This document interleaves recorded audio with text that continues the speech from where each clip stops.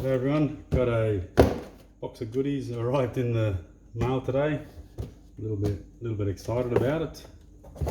Sneak peek. I guess you can see what it says on the side here. LS1 8 throttle bodies. This is a Speedmaster 8 stack cross ram injection set for my LS1, which you've seen on the run stand over there. Just thought I'd try something a little bit different. I've seen some decent information about them. This set actually won an award at SEMA in America, so I'm kind of hoping that it works well for me. I guess just so you can see the quality of what you get there. There's one of the trumpets that you get in it. Pretty highly polished and really good quality by the look of it. So here's hoping the rest of it is as good a quality. Stick that little baby back in there. Don't want to get that all scratched up. Move then to the side.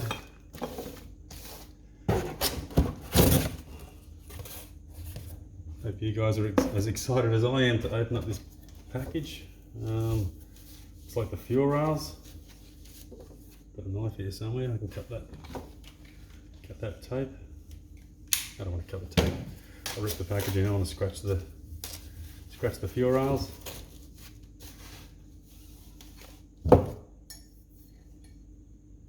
Not sure if blue's my colour. It's they'll do for all the test fitting and trialling on the motor. I guess one thing you got to watch out for with billet type stuff is swarf and stuff inside the ports. There's nothing down the barrel of this injection rail, but I can definitely see some swarf in one of the tap holes which mounts it. Nothing in the injection holes. I'll just grab a pick and get that out. Let's have a look at what we get out of there. See if I can pull that stuff out. I mean, it's not a lot. It's not that big a deal inside that hole there, but I guess it just shows you that when something's been drilled and tapped in a blind hole, you can get some stuff. I'm not sure if you can see that bits of aluminium drill swarf there, but just something to watch out for. I'll get rid of that now before I lose it in something else. One of the rails. This has come straight out of the box. A couple of small chips in the anodizing. The anodizing job looks pretty good. There's no swarf in this one. Looks pretty clean. I'll have to clean it before I put it on the car anyway, on the engine anyway. But you can see straight out of the packaging. I ripped that open. I didn't cut it with a knife. Some chips there. I wouldn't go as far as say these are show quality items. A couple of dings in the aluminium billet here, and they've anodized them into it. So a little bit disappointed about that, but other than that, looks pretty good. I'm guessing you can position these so that the bad side is down and the good side is exposed. And we'll see how that goes. Throw that in the bin. Get rid of the pick. Scraper. You get 2 packs of O-rings. I'm assuming one's a set that goes under the actual throttle body, and the other ones are the ones that go between the manifold and the cylinder head. Oops. Lost all those bits and pieces down here. You get the brackets for the fuel rails. They don't actually look that good a quality. Again, if you're looking for show quality stuff, this is probably not for you. It's really not for me. That is some, I'm not sure if you can see that work there. There's some really average. You can see where it's been cut off, and it still has the burr on the end there, and the angles are not even cut at 90 degrees to the bracket. Lots of scratches and dings in the bracket. No use pulling the rest of them out. I guess I'm expecting them all to be exactly the same as that. We get some spring washers, little Phillips head screws. I'm assuming they're all stainless steel. Probably the screws might even look like they're chromed. You get all the clips in here for holding your injectors in, all the bolts for screwing down the throttle bodies, and the screws for the trumpets, and the linkages for running the cable to the mechanism.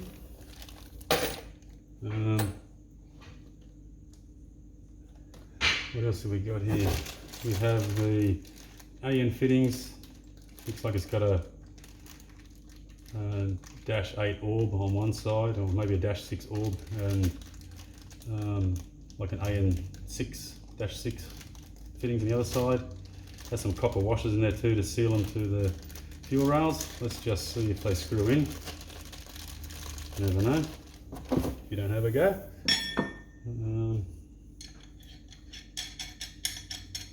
Screwing pretty well. I won't be using those copper washers in there. I'll probably get some Doughty washer or something. The washers are really hard, like they haven't been annealed. So if you're going to, my suggestion would be, if you're going to use the copper washer, heat them up and quench them, anneal the washer, soften them up a little bit. A bit unusual to get copper washers with something like that. I guess it's a cheaper way to seal it off, seal the fuel off. What have we got here? I don't even know what this bracket is. I don't know until I read the instructions. So there's a couple of little mechanisms here. I can only assume it's for the throttle position sensor, the throttle body position sensor, but I'll work that out when I read the instructions. Little bracket. The rail back over there. Next level down. Where the a bit of cardboard. There we go. I mean, you can look in the packaging here. Not packaged very well. You can see in there, that's how it arrived. Really could have done with some extra packaging around it. These things that have been rattling around in there for whatever journey they took to get here. One squashed down the side here, hopefully not damaged. There's a throttle body. I can look up, like, as far as seal quality goes, that throttle body butterfly is an excellent seal to the throttle body. It is actually perfect fit in there, so should have no trouble tuning these. Yeah, well, you get 8 of those as well. All of these seem to be intact, no damage to them. All the linkages seem to move okay. Oh, this one's shot to shit. Its spring doesn't return the actual throttle body, so I'm assuming this spring is supposed to be clipped on the other side of this bracket here, so it returns that butterfly to closed. If I can't resolve that, I'll be talking to Speedmaster to fix that issue up for me. This one's okay. Hopefully it's just a poor assembly workmanship, because you can probably guess that it wouldn't be made in Australia. Most likely made in China, but there's a couple of dings on them. I might have to file them flat to fix the top of the throttle body plates where they go to the manifold, and there's a couple of rough dings around here. Must be all the transportation damage. Yep, they all seem to work okay. You can see the packaging for the cross ram trumpet itself has taken a beating along the way too. They're all punched through the cardboard. Get that one out. You can see the sort of abuse it's taken. Really should be packaged better than that. I mean, these things didn't cost me a heck of a lot of money. I think they're only like $1,300, but I mean, what can you expect for $1,300? I guess you probably expect a little bit better packaging. There's the cross rams, so they'll mount on the cylinder head. The throttle bodies will be on the front of them, and the trumpets will be on top of that, so you can kind of imagine what 8 of those crossing over each other will look like. pretty bloody good, I reckon. Externally, the aluminium casting quality looks pretty good. These are all kind of uniform shape around here. I know the ones I looked at on eBay, this casting shape was a bit rough, like they actually cut the casting off here and tried to file it down, but that looks pretty good. That's the bit that's exposed that you see. Yeah, they look pretty good. Really rough casting inside. I don't know if you can see that inside there at all, but yeah, a lot of rough casting there. I'm going to have to do a bit of polishing on these things to make them work better. You can see where the injector holes are drilled through. You can see if you bolt this straight to your car would probably blow up. If you look down in there, really not sure if you can see it, but I can see drill swarf still attached to where the injector drill hole is. It's just hanging off the side of it, so you're gonna have to get the head port and polish kit out and give those a clean up. Make sure there's nothing that could endanger the life of the engine. That's one of them. And the other one, again, a lot of face damage here from the packaging process, like poorly packed. There's, again, if you look down, really not sure if you can see this because I can't see the back of the phone when I'm filming it, but the drill hole down in there where the injector goes through, again, you can see a big burr of drill swarf attached there still. Imagine running your car and that bit comes out. I'll see if I can pick it off with the pick here with a scriber, and there it goes. So imagine that piece going through into your engine. That's probably 5 millimeters, maybe 10 millimeters across, because the end of it's folded over, and it must be a millimeter thick. Cannot be good for your engine. That's the only one in that manifold. There was one in this manifold too. See if I can pick that out as well. And we'll keep the bits together, just so you can see how much damage could happen to you. There's another bit picked up there. And another piece, I don't know if you can see it again, it's a decent piece. I mean, I don't have to go through this totally step by step, but I guess my warning is never buy stuff off the shelf that you've never purchased before and you're unsure of the quality of it without really going over them. There's another bit, only a couple of small bits there, but they could all do some damage. Another piece in here. I guess you get my point, right? Like there's, not sure if you can see it all, but I'll see if I can get it on my finger, bring it up to the camera. All of that stuff there is just swarf that's still stuck in the end of the manifold. Really not good. I'm thinking that if these are made in China, they're probably just machined, no quality inspection done, just mass produced, pumped out the door. So again, I don't know if it's going to affect it anyway, but I'll be cleaning them up regardless. And I guess the price you get them for, I think I paid it. What was it, bloody $1,200, $1,300 or something for these. And they, I mean, you can't expect it to be a perfect price, but I don't even know how they go together yet. I'm assuming they just cross through staggered like this. They cross over each other. I can't even get them to fit. No instructions with them in the box, which is unusual. Yeah, so it doesn't give you any paperwork at all. I guess you kind of work it out yourself and see how you make it, how you can make it fit. I'm gonna have to try and suss this out at a later date. Things don't exactly fit through the gaps, as you can see.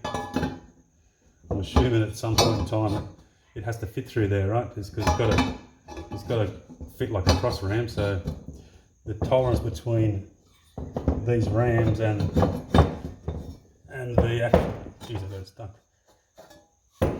These rams have a bit of a burr on the side of them here. As you can see, there's probably a millimetre or two of casting flash there. And that casting flash, I think, is just enough to not let that side of the throttle body mount through. I was really planning on just mounting these on the car, on the engine raw, testing them out, making sure everything worked like it's supposed to. Get it running again with this manifold on there. I did purchase this valley cover from ICT Billet. It looks like a really good quality bit of gear. I guess you're looking at the difference between this is an American made product. Even the backside that no one sees is better than the cast quality, better than the quality of this. It's not, looks like it's not a machine service. This is like a raw aluminium plate on the back. Backs of the holes are all deburred. Front of counter sunk and deburred. Top has a excellent mill machine finish on it. It has the ICT billet engraved in the front of it. It is a great looking bit of gear. It's only a valley cover. It comes with way over the top instructions of what you need. Excellent. It's exactly what you expect out of a product from America, and that's probably exactly what you expect out of a product from China. I bought it from Speedmaster. I mean, it's an Australian company, but I don't even know if they're Australian owned anymore, but you can tell the products aren't made in Australia. Quality control, not the greatest. So yeah, I bought the valley plate because when I take that plastic manifold off on the LS1 or the 5.7 litre there, it's going to expose that ugly valley plate that they have underneath it. It has the two ports in there for the knock sensors. So I've purchased a knock sensor relocation kit. It comes with two knock sensors. Actually, this one is a normal one that fits the valley plugs in there. I don't want to see those ugly plugs through the inside of this manifold. You're kind of going to see it as this is sitting like this. You're kind of going to see it looking like this, you know. So I don't want to see the knock sensors there. So got a knock sensor relocation kit. It takes them from the top of the valley cover, puts them down the side of the block. New knock sensors and extension cable, and then I didn't want to see those dirty old pipes for the steam pipes. So I purchased a kit that does the crossover in stainless steel. You can see the two items there that come for that. It just needs to look a little bit prettier on the top when all this stuff gets bolted together. So I'm not going to bore you with the assembly process. I've now got to do some grinding and stuff to make these fit. Once I make them fit, I'll show you the mounting process when I disassemble the top of the engine, and I'll show you how these look probably pre-assembled before I put them on, and give you a good view of what's happening there. So it's only a short video. Hope you like it. Stay tuned for more. Ciao.